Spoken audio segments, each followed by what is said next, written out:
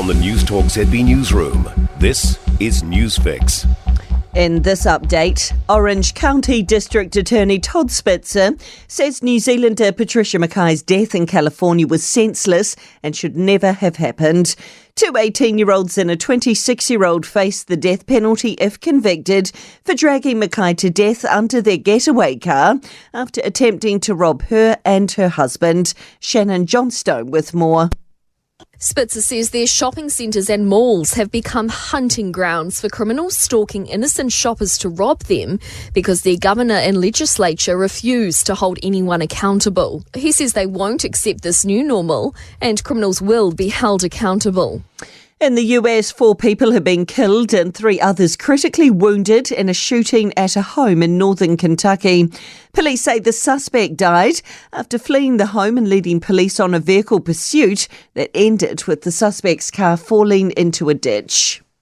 Back here, Napier Council is supporting recovery funds being redirected, despite that meaning they'll have less themselves. The government is funnelling $3 million into Wairoa after being ravaged by floods and storms last week. It comes from the $10 million given to the Hawke's Bay region to complete sediment removal from Cyclone Gabrielle. And there are calls for New Zealand to follow Australia's new vape laws. Vapes will be illegal to sell outside of pharmacies over the ditch from this week. The Asthma and Respiratory Foundation is urging our government to follow suit. Medical Director Bob Hancock says we still don't know the long-term health effects of vaping.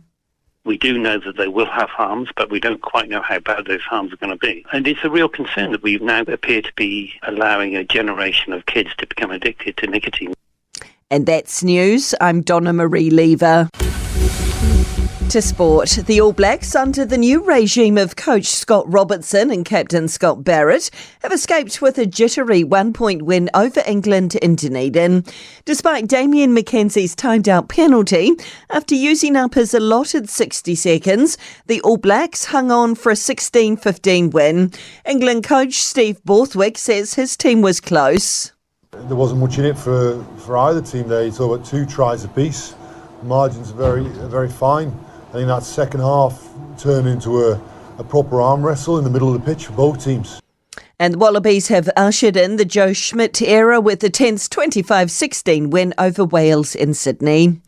The Warriors are in 14th place, 3 points outside the NRL top 8 after a 13-12 golden point loss to the Bulldogs. And Kiwi golfer Ryan Fox is in a tie for 28th after a third round 2 under par 70 at the BMW International in Munich. And that's sport. For more news, listen to Newstalk ZB live on iHeartRadio.